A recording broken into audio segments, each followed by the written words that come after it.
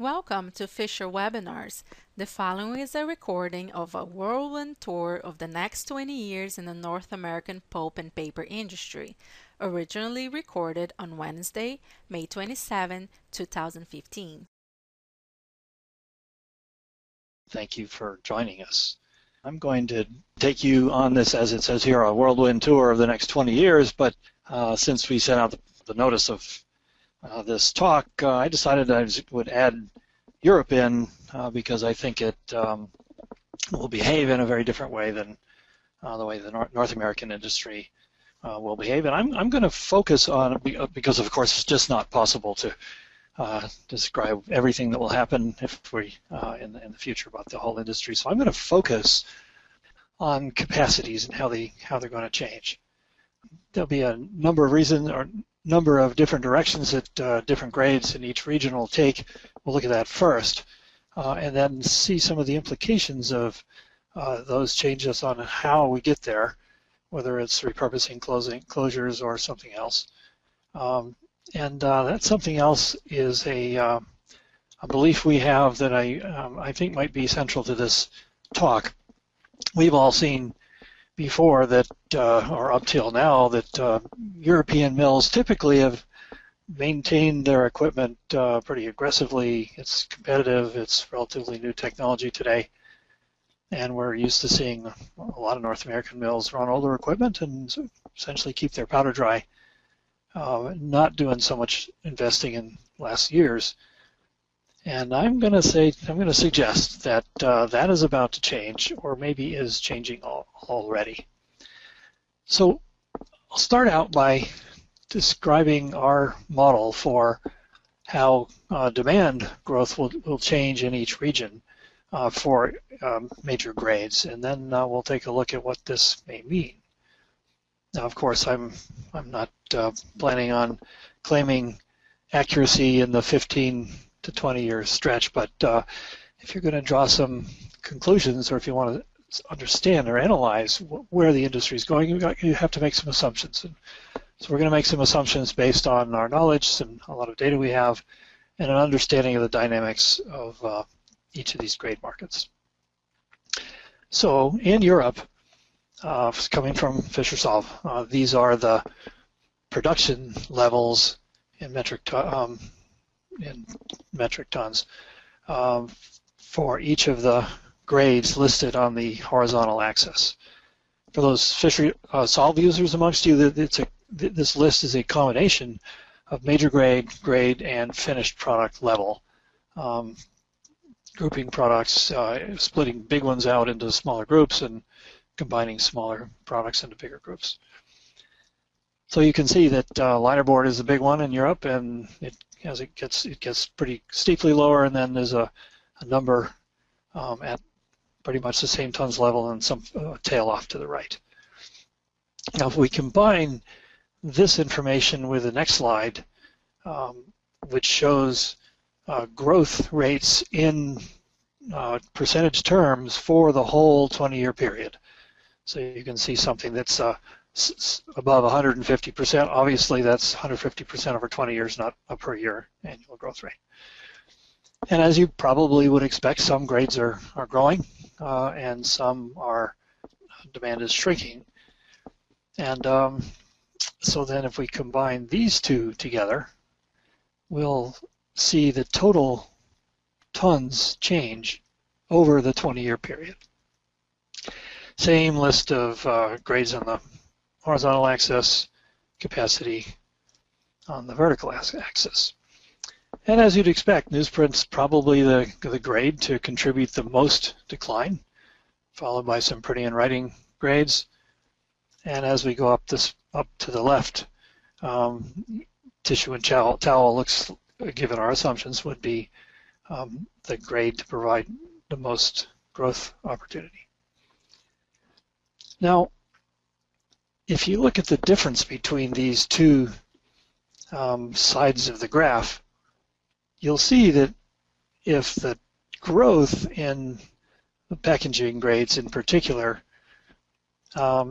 is to come from repurposed mills that will be suffering under their growth trend, demand growth demand growth trends, that there may be more machine capacity available for repurposing than is actually needed in the future. So this suggests that that using additional existing machines may deliver to Europe a need to reinvest, but probably not in the way of so many new machines as repurposed machines. And so in the end, after making these assumptions, this is what European capacities would look like in 20 years from now, or 2034. Now we're going to take another little detour and look at some of the dynamics of the European industry. This chart shows the tons on the vertical axis, and the year the equipment was built, or the machine was built, in 5-year increments on the horizontal axis. And the bars show, of course, how much capacity was built and still operates in each 5-year increment. And the bars now represent all grades of paper, not pulp, just paper. And in this slide's case, the light green bars represent Europe and the dark green bars represent North America. You can see that in recent times, Europe has invested considerably more in at least the last 15 years than North America has, and that fact probably seems to go back for a long time. And now we're going to look at it now another way, because this was greenfield capacity that we're looking at here. Well, let's just look in general at how well this capacity has been maintained by seeing how many tons there are per 5-year increment of technical age. Technical age is a measure we make of machine competitiveness, and it's how modern it is. It takes into account all those different sections of the mill and what's been rebuilt and what's been and how much of it's original. It's an algorithm that we apply consistently across all machines. And so again, you can see that Europe's machinery, especially in the last 20, 30 years, it is much more modern. And so, of course, this isn't a measure of when it was built, it's a measure of how new it is. So tons in one of these older bars could easily be a very old machine that's been built much back closer to new. Whereas North American machines have typically been invested in less, and therefore they show a much higher technical age. Again, an indication of the different ways two regions tend to invest. Now, on the other hand, capacity in Europe is typically much more fragmented than in North America, and you can see an indication of that on the left is Europe. This big red bar is not one player, it's all the others that tend to be very little slices. And there's not really so much consolidation in this segment. Now we're using containerboard as an example. Containerboard including both linerboard and medium, white and brown grades. And you see that there is not really any consolidation to speak of in the industry. Whereas in North America on the right, this is not the all other one. This is Rock 10. The all other one is really only 5% of the market. So this is a considerably more consolidated market than in Europe. And the significance of that is that fragmentation in Europe has pretty much prevented consolidation. And therefore, the supply-demand benefits that a segment can get with consolidation. The difference being when a market is fragmented as in Europe, nobody's really likely to make a strategic closure. In other words, close capacity in order to adjust supply-demand balance. A player could have to close a significant amount of its capacity in order to achieve that, which would be economically infeasible. Whereas in North America, many of the closures experienced have been so strategic closures, and that's allowed the industry to get itself healthy and adjust capacity. And the significance of all this is that the European cost curve is steeper than North America's. And what that does is, in North America's case, tends to make all players pretty close to the same cost or the average cost. And so if a player invested some money in an upgrade that has significant cost reduction from a pure cost standpoint, of course, it has the same number of dollars per ton as anywhere else in the world, but from a competitive standpoint, a cost decrease of a certain amount in the flat scenario can move a significant distance on the cost curve, where the same cost drop here would not move it nearly the distance, and therefore give it a kind of competitiveness advantage that it would get in North America. And that has an influence on how people see opportunities to invest. Another factor is that Europe relies more on declining grades for today's production than North America does. We can see in this chart, again, Europe is in green and North America is in purple. And so where the green bars are higher than the purple bars tend to be in grades like, in this case, newsprint, or coated free sheet, or uncoated groundwood, or other grades that are on a downward trend right now, at least. And so there's probably more pressure in Europe, and this could be partly due to the fragmentation in the European market on closures than in North America. So we believe that Europe will become less likely to reinvest in the future. I don't mean to say there won't be any investment, but it'll be less likely in the future than in North America, which is of course, a switch from where we are today. And this is because of Europe has a greater reliance on declining grades, and Europe's technology is already relatively new, so investing in new technology is less likely to produce a good return, just as rebuilding your car after only a couple years of owning it is not likely to make much of an improvement. But if you've got a real old car, then the chances of making an improvement are pretty good. Until it gets to be so old, it's not worth fixing. And in steep curves, as I just said, there's less competitive advantage from new investments, especially if the market is declining.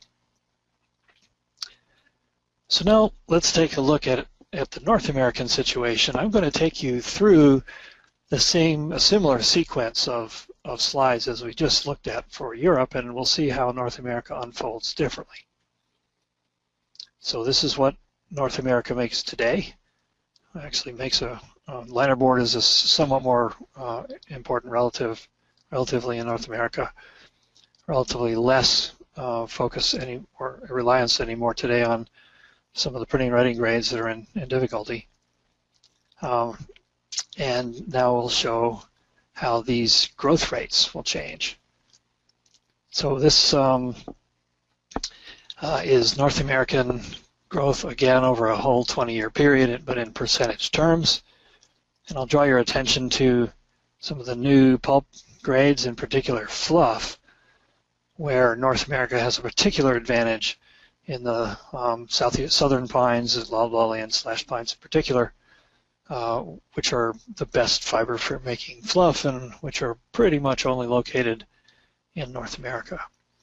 And then many of the growth rate assumptions here are going to be similar to those we used for Europe, because some grades are global or partially global and will have an influence on each other across regions. And then the result of all that is the 20-year volume change. And again, we have some growth and some that will contract. Draw your attention in particular to fluff again. we don't think of fluff as being a big grade necessarily, but its high growth rate and its reasonably high starting level in North America, it produces this big spike.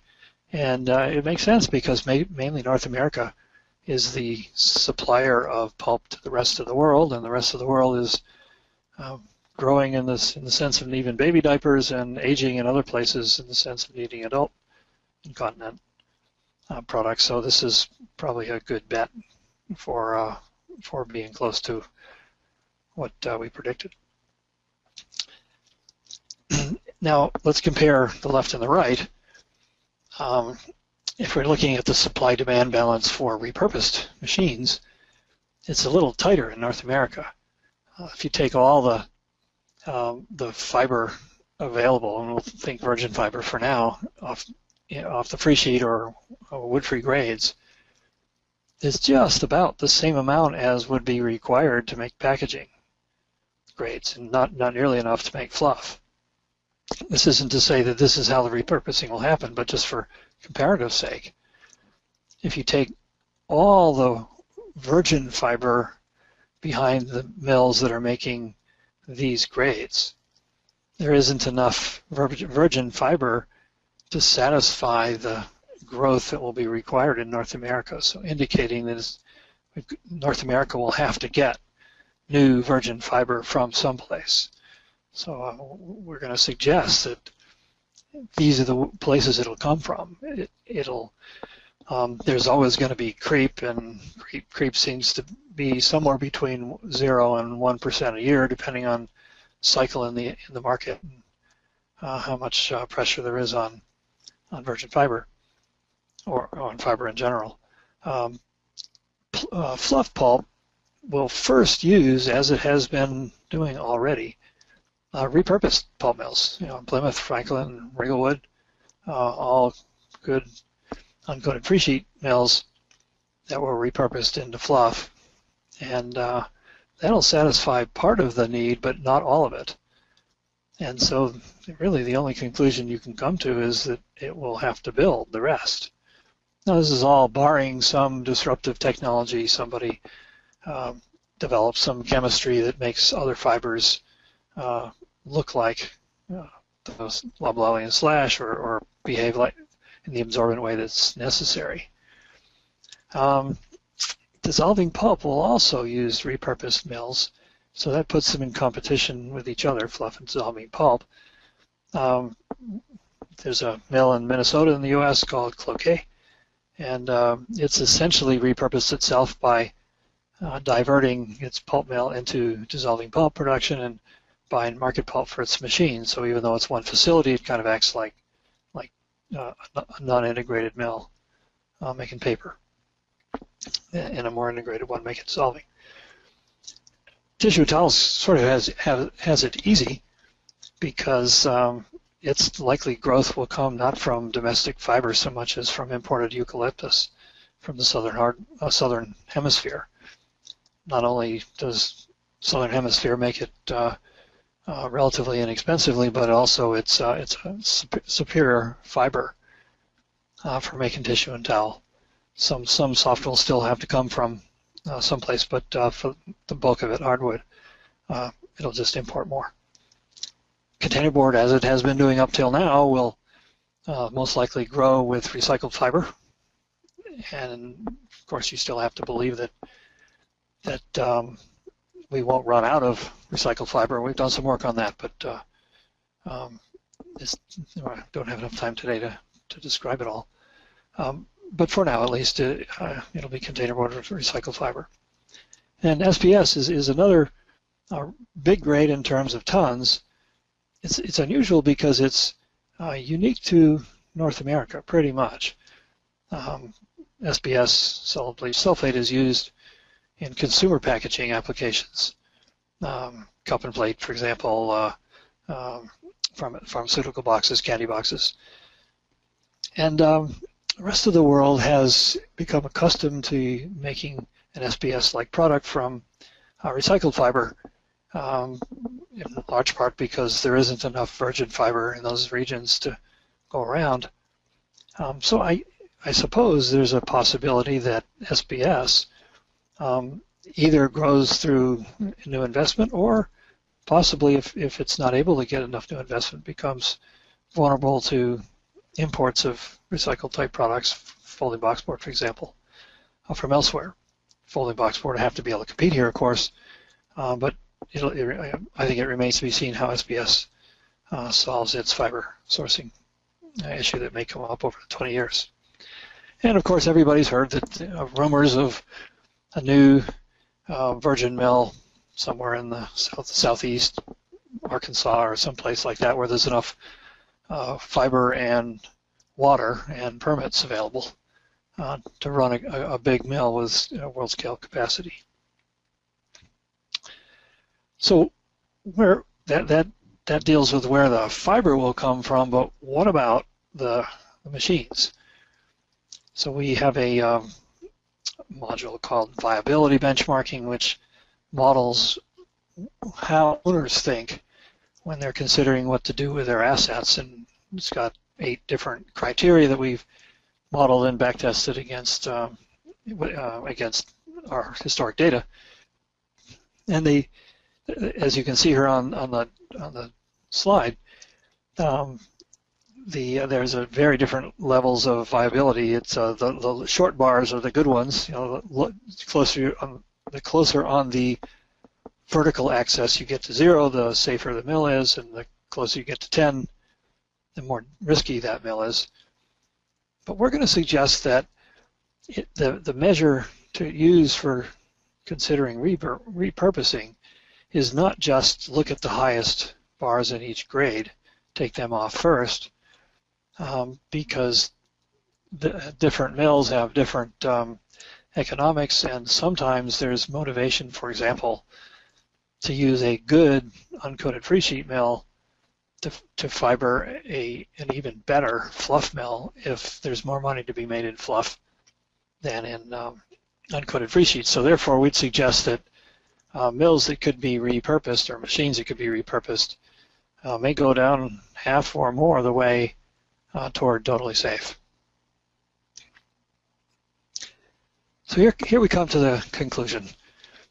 We think there's going to be a wave of investment in North America that modernizes the fleet of paper machines that we have already. And you could expect that by looking at the next couple slides. So we haven't had that much investment in this side of the world. You can see that with this graph, which shows on the horizontal axis 5-year increments of new machine building and tons on the vertical axis.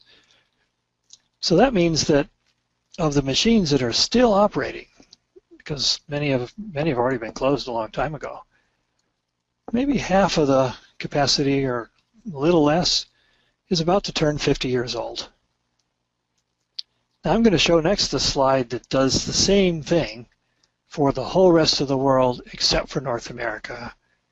And you'll see that the biggest segment there is about to turn 5, 10 times younger than we have in North America. Well, that suggests that if the age and technology on machines is important, that the rest of the world will have a chance to outcompete North America until someday North America modernizes its fleet. And in fact, we do see that imports are increasingly successful in North America, despite the fact that we have low wood costs, low energy costs, and you've got to cross an ocean to get here. You might say, well, that's because the dollar's high now, and that probably doesn't help, but the import competition in North America has been with us for much longer than that. So I would posit that some of the reasons for that include the fact that our equipment is a little older. And in fact, some 30% of it is older than that. And I read an article by Richard Phillips 10, 15 years ago. Richard Phillips was the head of technology at International Paper. He's now a professor at NC State, and he wrote an article that said to think about when machines will get new investment, you have to look at how old they are and what's been done to them. He said there's 4 stages in the life of a paper machine. In the first 5, 7, 8 years, maybe 10 years, the machine's really new. There's no reason to rebuild it. There's nothing better to put on it. So it gets no investment. In the next stage, there are things developing where a rebuild would be good, but it's not necessary. And in the next stage, maybe another 10 or 15 years, that machine has to get some new investment to maintain its competitiveness. And if you wait too long into the 4th stage, it's just too late. It just doesn't, most of the time, make sense to rebuild a machine that's already too small, too slow, foundation's not up to it, and so on.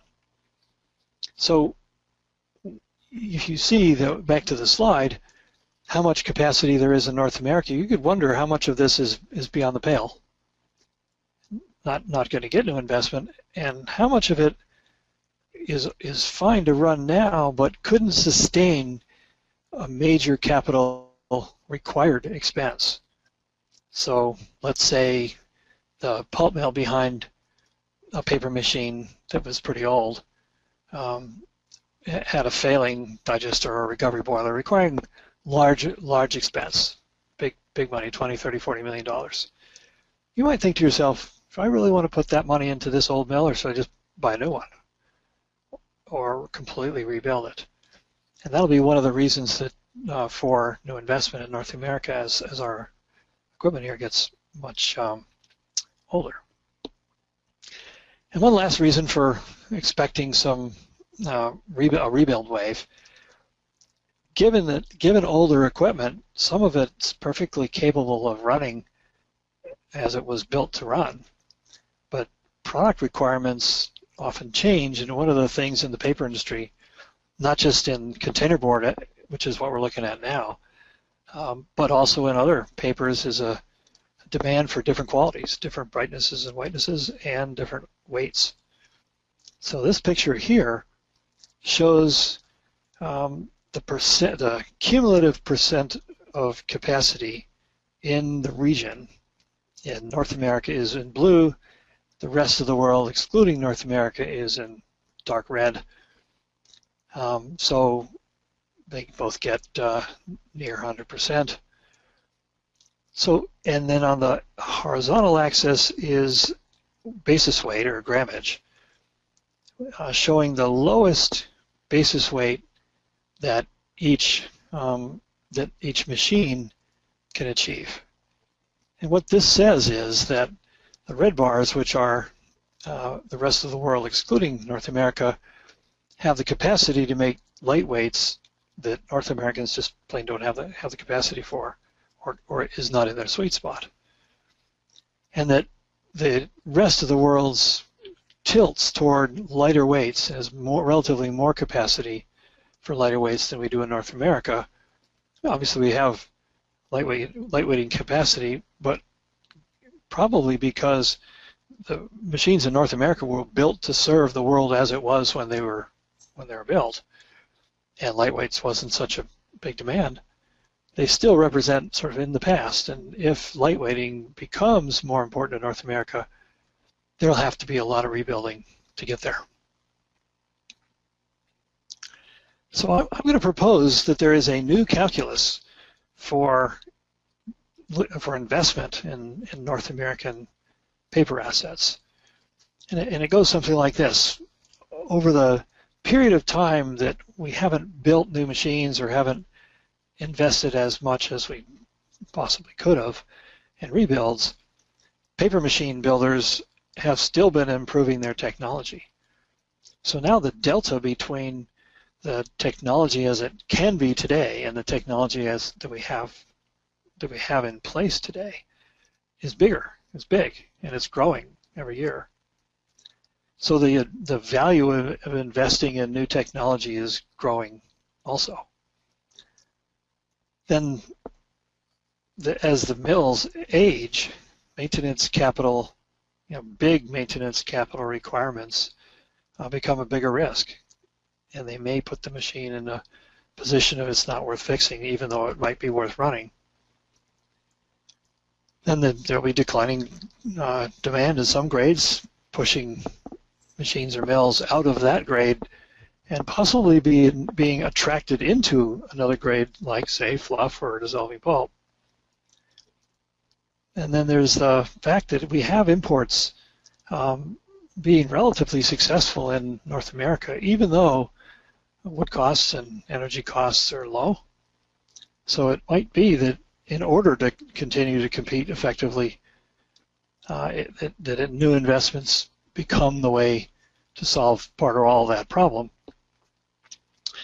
That product needs are changing and old equipment isn't as well suited to making new grades as they were making the older grades. And then we have the issue of where do we get enough fiber in North America. So all those things together mean that producers should be increasingly motivated to, say, buy new, whether through rebuild or brand new greenfield or brownfield projects. I guess so. Near the end, and the question then becomes, well, who will be the ones most likely to participate in this wave of new investment? And if you remember, Richard Phillips's claim is that there's some that are you just would never invest in them; they're too new. Some that could be investable, some that have to be investable or they die, and some that are too old. And so I'm going to suggest that there's your range. To the left, too new; to the right, possibly too old; and above, even if a mill is in the right age, there may be other reasons that it's not a viable mill. It could be political difficulties in its country, or any other external, maybe outside the paper industry factor, as well as other viability factors. One or more of those 8 factors we've identified. So each of these bubbles represents one line, and its technical age on the bottom, which indicates how old it is, and its Fisher-Solve viability score on the vertical axis. Well, all this information's come from one place, as well as our experience and instincts. It's from Fisher-Solve, which is a database and an analytical tool that's used by the industry and across the industry, producers, suppliers, financial investors, and people who buy paper. And it's used for a wide range of things, strategy development and also implementation. We think about how one uses the product in terms of everybody's supply chain or demand chain or decision chain. Everybody has a sequence of things you do in your company. It ranges from developing a product through selling, marketing, managing it, and asset management at the other end. And the product works to support each of these steps along the way. I'm not going to take any more time to describe Fisher-Solve, but if any of you would like a demonstration, please just give us a call. We'd be happy to accommodate you. And so I will thank you. And if you have any questions, please feel free to send them in.